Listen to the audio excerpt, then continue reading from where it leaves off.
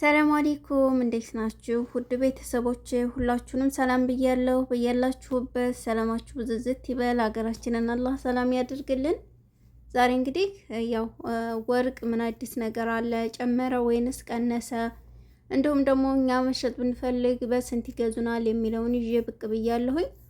ቪዲዮውን ከወደዳችሁት ላይክ እና ሼር ማድረጋችሁን እንዳትረሱ። አዲስ ከሆናችሁ ቤተሰብ የሆኑ ቀኑ ሮብ ነው ፌብሩዋሪ 25 2026 ረመዳን 8 ማለት ነው። ሀባይብ እንግዲህ ዛሬ እናንተ መሸጥ ብትፈልጉ የሚገዟችሁ 1 ግራም 22 ካራንት ከሆነ በ570 ሪያል ይገዟችኋል ማለት ነው። 18 ካራንት ከሆነ በ465 ሪያል ይገዟችኋል ሳውዲ አረቢያ ላይ ማለት ነው። ውድ ቤተሰቦቼ 21 ካራንት ባህሪን ከሆነ በ540 ሪያል ሂሳብ ይገዟችኋል ማለት ነው። እናንተን የተጠቀማችሁበትን ማለት ነው መሸጥ ብትፈልጉ።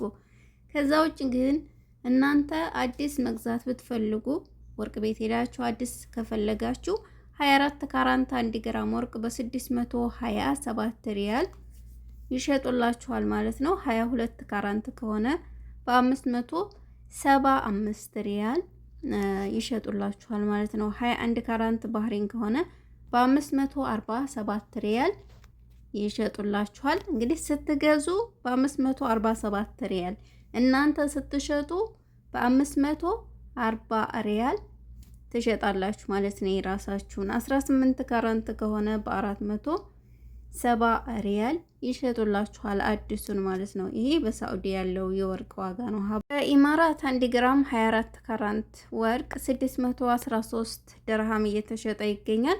22 ካራንት 562 ድርሃም በመሸጥ ላይ ይገኛል ማለት ነው። 21 ካራንት ባህሪን 538 ድርሃም እየተሸጠ ይገኛል። 18 ካራንት 460 ድርሃም እየተሸጠ ይገኛል ማለት ነው። ኢማራት ላይ እናንተ ይዛችሁ ከሄዳችሁ መሸጥ ብትፈልጉ 22ቱን ካራንት በ558 ድርሃም ይገዟችኋል ማለት ነው። ውድ ቤተሰቦች 21 ካራንት ከሆነ በ530 ድርሃም ይገዟችኋል። 18 ካራንት ከሆነ በ455 ድርሃም ይገዟችኋል ማለት ነው። እንግዲህ ይሄ ያለው የወርቅ ዋጋ በኢማራት ነው ማለት ነው። ውድ ቤተሰቦች ከደሪባ ጋር ከመሃሉ ጋር ከመስንእያ ጋር ከሆነ ያው በጣም ተወዷል። 21 ከሆነ በ635 ድርሃም ይሸጡላችኋል ማለት ነው። ይሄ በኢማራት ማለት ነው። ሳውዲ ከሆነ ደግሞ 21ዱን ካራንት ከደሪባ ጋር ከመስንእያ ጋር ከመሃሉ ጋር ሁሉንም ያጠቃለለ በ655 ሪያል ሂሳብ ነው የሚሸጡላችሁ ማለት ነው። ውድ ቤተሰቦቼ ይህ በሳዑዲ ያለው ነው። ቅድም የነገርኳችሁ የዱባይን ነው ማለት ነው። እንግዲህ ውዶችዬ አሜሪካን 1 ግራም 21 ካራንት ባህሪን 147 ዶላር እየተሸጠ ይገኛል። እንዲሁም ኮይት ላይ 1 ግራም 24 ካራንት ወርቅ 52 ዲናር እየተሸጠ ይገኛል። 22 ካራንት 47 ዲናር እየተሸጠ ይገኛል ማለት ነው በኮይት 21 ካራንት 1 ግራም ወርቅ 45 ዲናር በመሸጥ ላይ ይገኛል። እንዲሁም ጆርዳን 1 ግራም 24 ካራንት ወርቅ 120 ዲናር እየተሸጠ ይገኛል ማለት ነው። 22 ካራንት 110 ዲናር እየተሸጠ ይገኛል። 21 ካራንት 1 ግራም ወርቅ 105 ዲናር እየተሸጠ ይገኛል ማለት ነው። ይሄ ጆርዳን ያለው የወርቅ ዋጋ ነው ማለት ነው ሀባይብ። እንዲሁም ኳተር ላይ 1 ግራም 24 ካራንት ወርቅ 610 ሪያል እየተሸጠ ይገኛል። 22 ካራንት 565 ሪያል እየተሸጠ ይገኛል ማለት ነው። 21 ካራንት 1 ግራም ወርቅ 530 ሪያል በመሸጥ ላይ ይገኛል። ይህ እንግዲህ የዛሬ የወርቅ ዋጋ ነው ማለት ነው።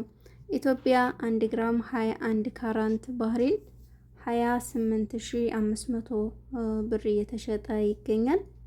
የዛሬ የሮብ የወርቅ ዋጋ ይሄንን ይመስል ነበረ። እንደነገርኳችሁ ስንሸጥም ስንገዛም ያለውን ነግሬያችኋለሁ ማለት ነው። የተወሰነ ነው ልዩነት ቢኖረው የ10 ሪያል ወይም የ10 ድርሃም ልዩነት ነው እንጂ ብዙ አይደለም ማለት ነው። አንዳንድ ጊዜ ወርቅ ገዝተን ለመሸጥ ብንፈልግ አንዳንድ ልጆች ቶሎ በቃ የዛሬ ወር ገዝተው ቶሎ በቃ በአንድ ወር ውስጥ የሚያተርፍ ይመስላቸዋል። እንደዛ አይደለም። ወርቅ ስታስቀምጡት ነው የሚያተርፈው። በቃ ልክ ሪያሉን እንደምታስቀምጡት ወርቁን ስታስቀምጡ እያተረፋችሁ ነው የሚሄደው። ዛሬ ገዝታችሁ የዛሬ ሳምንት ይዛችሁ ወይም የዛሬ ወር ይዛችሁ ብትሄዱ አያተርፋችሁም። 5 ወር፣ 6 ወር፣ አመት፣ 2 አመት ስታስቀምጡት እንደ ጉድ ነው የሚያተርፋችሁ ማለት ነው። ያ ደግሞ እስከ ዛሬም ላይቀላችኋለሁ ምን ያክል እንዳተረፋቸው የሸጡ ልጆች ማለት ነው በአመት። እና ወዶችዬ ያው ይሄንን ይመስላል። ከዛ ውጭ ወርቅ ገዝተን ወደ ሀገር ብንገባ እስከ ስንት ይፈቀዳል የምትሉ ልጆች ኮመንት ላይ እያየሁ ነበር። ማጌጥ ከሆነ ይዛችሁ መግባት ትችላላችሁ፣ የንግድ ካልሆነ ማለት ነው። ያው የንግድ ብዙ ነው ታውቃላችሁና እኛ ደግሞ የመዳም ቅመሞች ሀቂቃ ለንግድ ሳይሆን ለራሳችን ለምናጌጠው ለራሱ አላደረሰንም እንኳን ብዙ ወርቅ ለመግዛትና በጥቅሉ ይሄን ያህል ሳይሆን ለጌጥ ብላችሁ የምትገዙትና ለትርፍ ማለትም ምንድነው ለንግድ ብላችሁ የምትገዙት ይለያያል። ለንግድ ከሆነ በጣም ብዙ ብር ያስፈልጋችኋል፣ ፍቃድ ያስፈልጋችኋል። ለጌጥ ግን ማንም አይጠይቃችሁ ስገቡ።